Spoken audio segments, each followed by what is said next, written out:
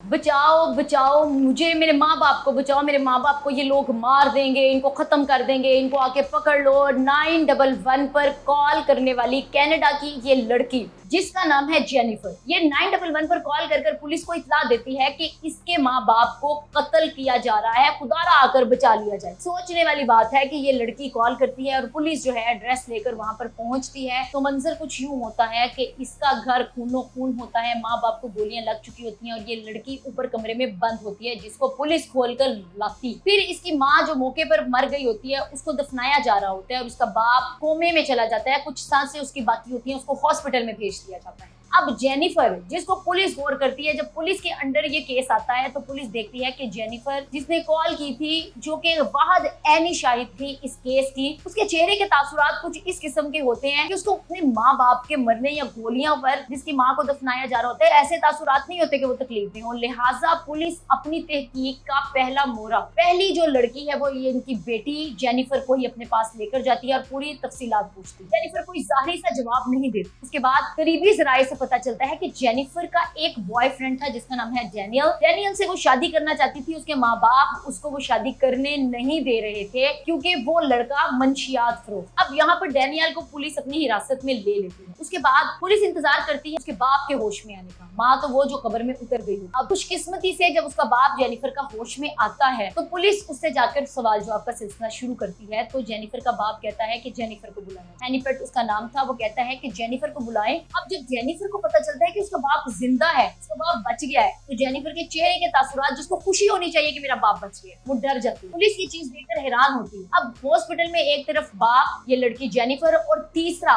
वो लड़का डेनियल, तीनों को बिठाया जाता है और बाप अपनी बेटी की तरफ इशारा करके कहता है कि इससे पूछो कि क्या हो। अब जेनिफर मुकम्मल डर जाती है। वो डर कर अपनी सारी बात बताती है कि मैं इससे शादी करना चाहती थी, मेरे वालिदैन ने इनकार कर दिया, मेरे पेरेंट्स मेरी इससे शादी नहीं करवा रहे थे, लिहाजा मैंने ये स्टेप लिया। अब डेनियल बताता है अब ये वो माँ बाप हैं जो हिजरत कर कर कनाडा आए थे, जिन्होंने इतनी मेहनत के बाद अपने आप को इतना स्ट्रॉन्ग, ये कनाडा की एक स्ट्रॉन्ग फैमिली थी जिसने अपनी बेटी को एक अच्छी यूनिवर्सिटी, एक अच्छे कॉलेज में डिग्रीज के लिए भेजा था। और जब पुलिस तहकीक करती है तो पता चलता है वो तमाम डिग्रीज भी जाली होती हैं, वो तमाम डिग्रीज फेक होती हैं और वो जो फीसिस और वो जितना कॉलेज के बहाने, यूनिवर्सिटी के बहाने घर से जारी होती है, वो ऐसा कुछ भी नहीं, ये सब फेक होता है। वो अपने पेरेंट्स से सिर्फ पैसे लेके अय्याशी और खुशगवार जिंदगी अपने मुताबिक गुजार रही है। अब डेनियल से पूछा जाता है, वो कहते हैं मैं तो मूव ऑन हो गया था, जब शादी से इनकार कर दिया था तो मैंने शादी कर ली थी। लेकिन ये जो जेनिफर है ये आगे नहीं हटती। ये क्या करती है, ये डेनियल को कॉल कर कर कहती है, ये कहती है कि मुझे एक ऐसा प्लान तैयार करो कि जिससे मैं तुम्हारे पास आ जाऊं,